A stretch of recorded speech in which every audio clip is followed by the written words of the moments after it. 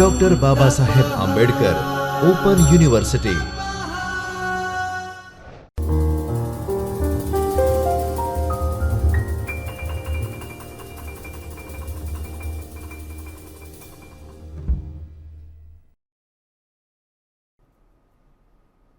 Hello. In this module on film studies, we'll be looking at the genres of cinema. So this is actually a stupendous task, as you will find. You'll find glimpses of that task as we move along. As difficult as clearly distinguishing genres in literature, which itself is quite problematic, as we know, right? So when we think of genre distinctions, we think of such distinctions in terms of both thematic and formal considerations.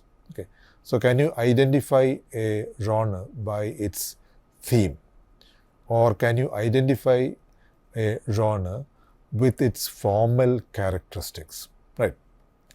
So in cinema, from the beginning, there were two clearly distinguishable genres: documentaries and feature films. So the Lumiere brothers' very short film, A Train Arriving at the Station, was a documentary. We know that. There is no story involved. You have just shown the arrival of a train at a station. On the other hand, Edison's film, 1903, The Great Train Robbery, was a feature film. You have a story. There is a robbery on a train, right? So this is a very simple, straightforward distinction, but I believe it's problematic.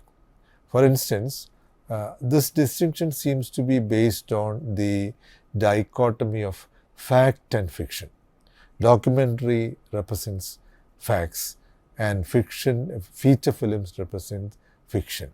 But this is not always true, because people have said that any art form, whether it is cinema or literature, is also an epistemological construct. You see, it gives you knowledge, it gives you facts, right? A form of knowledge, right? So that in that sense, a feature film is also a documentary, and many feature films incidentally are. As we go along, we hear of a form of cinema called moda, which features what happens in distant lands. There will be a story for namesake, but what the filmmaker tries to do is to show you a distant location, a region with which you are not familiar. So that way, a feature film can be a documentary. On the other hand, a documentary can also have the characteristics of a feature film. For instance, biopics. Biopics are the best examples. You are narrating the story of a person's life, a real person's life, and in which quite often you supplement what is very well known by what is not so well known, by reconstructing events from what you have heard from somebody, or by inserting certain imaginary events. In all biopics, about Gandhi, about Ambedkar, about Abraham Lincoln, you find events which have not been clearly recorded, okay, unambiguously recorded in history.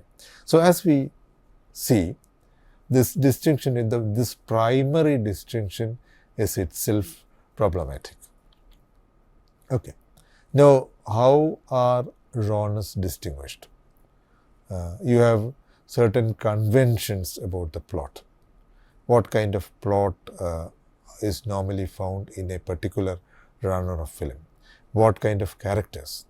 What kind of settings? What kind of narrative techniques? Right. So in a Western, for example, you have tough characters, okay, cowboys, not afraid of using firearms.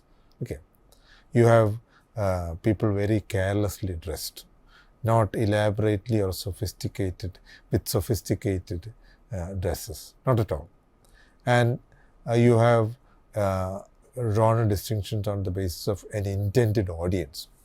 Okay, you have films for children, you have films for adults, you have films for a general audience, you have films for people working in a particular profession, right?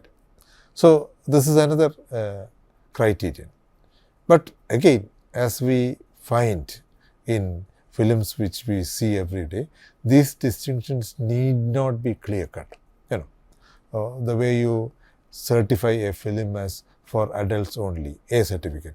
So at one point of time it may be for adults. Later on you find that even children view such films. So times change, places change, climes change. So again, this is to underline the fact that genre distinctions need not be clear cut. Now, there is another interesting connection between genres and formulas. What are formulas? Many films have a certain formulas. Okay, a theme of revenge. Okay, you take revenge for something that happened to you earlier, right? Love triangle. Okay, one of two lovers fall in love with a third person, or the husband or the wife falls in love with the third person, pati, patni, or wo. This is another formula. Okay, children being lost in childhood and found later on when they have grown up. This is another formula. Okay, family formulas. Okay, the conflict between a father and a son, or a father and a daughter. All these are certain well-known formulas, right? So they can be compared to genres, a film with a particular formula. And the celebrated critic Linda Hutcheon says that formulas are often repeated in cinema. Sometimes we say, oh, that's a very formulaic film, I don't want to see it. But we don't remember that formulas are repeated because they have been successful. Okay, because people like to invest money in films only when they are sure, or when they, at least when they are hopeful that it will become successful. It will succeed at the box office, right? So Linda Hutcheon's views on formulas is, I think, pretty well acceptable, because cinema is an industry with huge investments. So only successful formulas are endorsed by filmmakers. Of course, this is not to say that there are daring filmmakers who like to experiment with new formulas, new themes.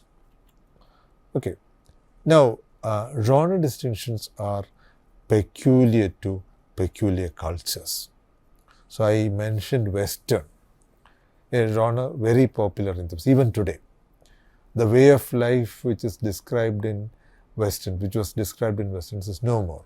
But people have this kind of a nostalgia for Westerns, right? So it's a popular genre then. What about religious films? Certainly, they are not popular in the West, but they are popular in India. Take Raja Harishchandra, the first films in India.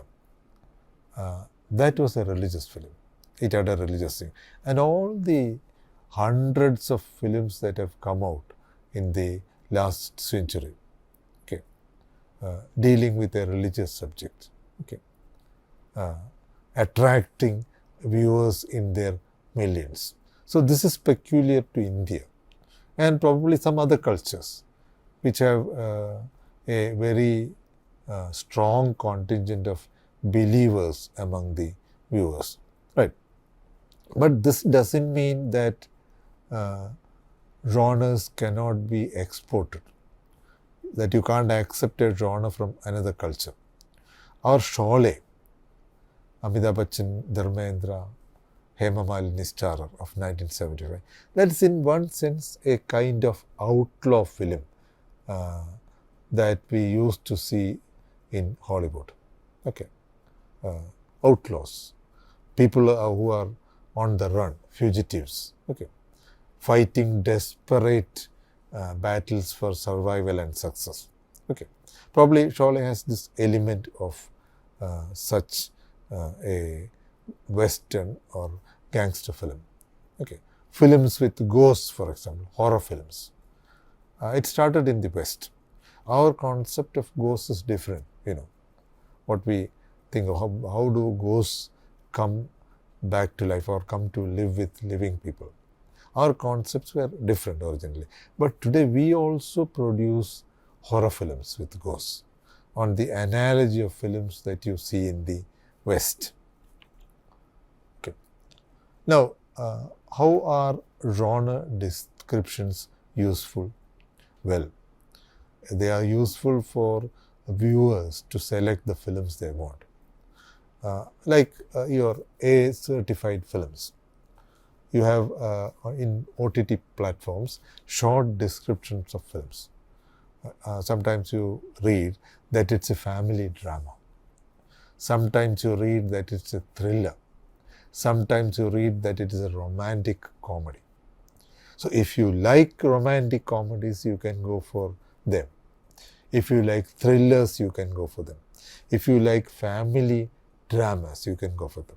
If you like sex comedies, erotic, whatever genre the film belongs to, you can have a look if you are interested. So to attract prospective viewers, OTT platforms now do this. They give you a short description in 2 or 3 lines, what the film is all about. A marketing strategy. Now, as I said in the beginning, genre distinctions are problematic.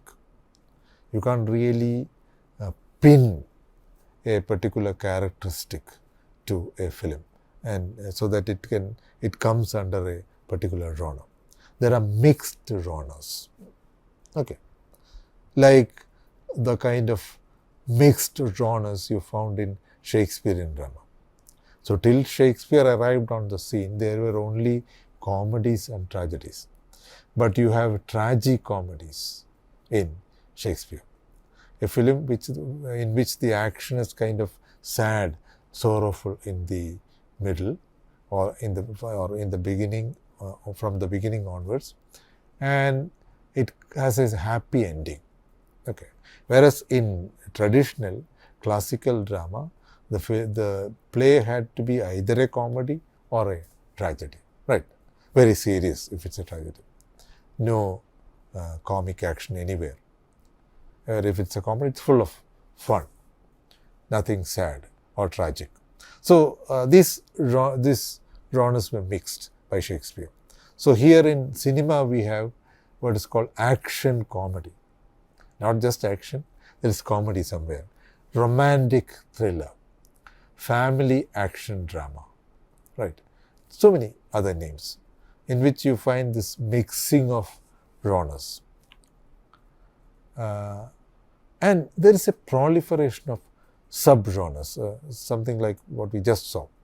So comedy is okay, but you can also have a romantic comedy, family comedy, sex comedy, action drama, family drama, musical drama, romantic musical, family musical. So these sub-genres multiply. Okay, you can always introduce a new sub-genre. Now, these are 2 approaches to genre distinctions. They are called semantic and syntactic approaches. So semantic approaches are straightforward approaches. Okay, you describe a genre and imagine that this description remains constant. Okay, so you say that a Western is a film in which there are tough characters, cowboys, wielding firearms, lots of gunfights, okay, and very little comedy, very little comic action. So this is a description that you find in a dictionary. So the semantic approach is the dictionary approach, the opposite of which is the syntactic approach, which looks at genres not as fixed entities, but something which evolves, changes historically, according to temporal and spatial location. So they evolve. Okay, that's how we have romantic comedy or action comedy. Okay, or just like we had tragic comedy. Okay, over a period of time, genres specialize, genres mix with other genres. This is called a syntactic approach. Just as you have one element placed next to it in a sentence. Okay, so what comes afterwards or what comes before determines the nature of this genre, a syntactic approach. Now, I'm just giving you a list of Hollywood film genres. I found this list from various sources, including Wikipedia. Let's have a look at them. Western, drama, horror, action, science fiction, thriller, crime, comedy romance, war, drama, adventure, fantasy, noir, musical, narrative, melodrama, documentary, epic, animation, costume drama, mystery, gangster film, thriller, romantic films, comedies, slasher, splatter, martial arts, disaster, biographies, action, so on, children's film, suspense, and many more. Modo, the last one. So some of these are clearly identified. So we know what a Western is. We know what a horror film is. We know what a science fiction film is. Okay. Some films need some explanation. For example, noir, N-O-I-R. Noir means dark. So dark films depict the seamier side of life. Okay. Apparently pessimistic films.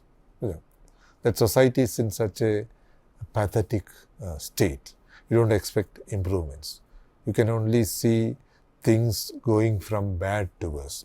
So this was very popular in American cinema at one time, especially after the Second World War, where there was widespread despondency, okay, disappointment, okay, a kind of desperate feeling. So noir films had become popular, depicting the seamier side of life, depicting apparently bad characters, right? And of course, we know what a war film is. We know what a costume drama is. Costume drama is actually a historical film. Okay, a film in which characters appear in period costumes. If it's a film on Roman history, you can see those togas, people with togas, the Roman costume. Okay, we know what children's films are. And the last one, Modo, I told you already, is about films which are set in distant locations or of anthropological interest. Right. Now, let's look at certain Indian film genres. Yeah, again, some of these are duplicated. You've already seen them in the list for Western films, European Hollywood films, American films. Here, action films, adventure films, animated films, avant-garde experimental films, biographical films, buddy films, business films, children's films. Some of them are very strange to hear. Buddy films, simply probably indicating a film in which friendship is extolled. We have an Hindi film, Dosti, or Dost, I think it was called Dost. Okay, so we have two bosom friends. Okay, documentary films, folklore films. India has plenty of them, taken from folklore, legends, right? Horror films, gambling films. What are they? I don't know what gambling films are. Probably films which depict gambling. Okay, more common in the West, although we didn't see this in the list of Hollywood films, right? LGBT related films. Oh, this is interesting. Films which have this theme, LGBT. Okay, an LGBT related film. Legal films we have films about court cases. Masala film, this is typically Indian. You have all the ingredients for a grand gala entertainment. Okay, police films, parody films, neo-noir films imitated from the West, from Hollywood. Noir, dark films, all police encounters, okay, crime, okay, which is a film which gives a pretty dismal picture of society. Okay, fiction films, spy films, vigilant films, thriller films, teen films. So some of these genres are well known. I have prepared a selective list: westerns, horror films, film noir, musicals, avant-garde experimental films, children films, war films, biographical films, biopics, historical films, disaster films. So, say a film about some disaster, a shipwreck, Titanic, okay, or Poseidon Adventure. Also about a shipwreck, Towering Inferno, about a great fire in a big building. And of course, there have been films about the bombing of the Twin Towers in New York in 2001. Animated films, we know, sci-fi films, religious films. Yeah, I briefly mentioned religious films. This genres is peculiar to India. So some genres are clearly identified, although not all genres can be so identified. Right. So this is a good picture of contemporary cinema in terms of genre distinctions. I think I have given you a kind of sweeping picture about genres. So you can work on this further, definitely. And you have these references for you. Tobin Gordon, Moving Pictures, a new theory of film genres, feelings and cognition. Clarendon Press, 1997. And these two references which you saw earlier, Maria Promogure and Tom Wallace, Film, A Critical Introduction, and Ed Sikov, Film Studies, an Introduction. So now we come to the end of this module. Thank you. स्वाध्यायः परमं